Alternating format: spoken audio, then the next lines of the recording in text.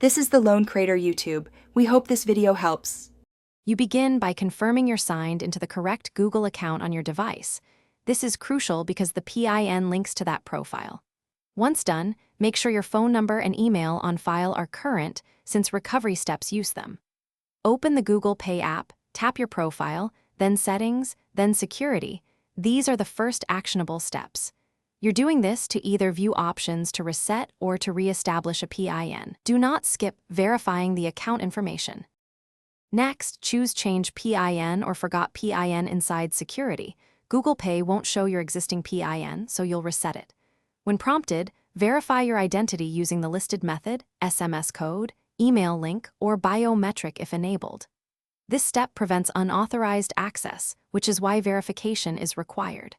After verification, enter and confirm a new 4-digit PIN. Pick a unique combination and not a common pattern. Once confirmed, the app updates immediately, and you can resume payments securely. Finally, verify the new PIN by making a small transaction or opening a secured action in the app. This proves the change took effect. If you can't verify or the verification code doesn't arrive, make sure recovery phone and email are correct and that network and SMS are working.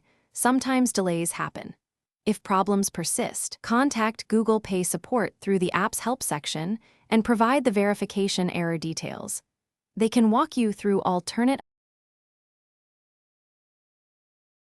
Thanks for watching. Consider subscribing if we helped you.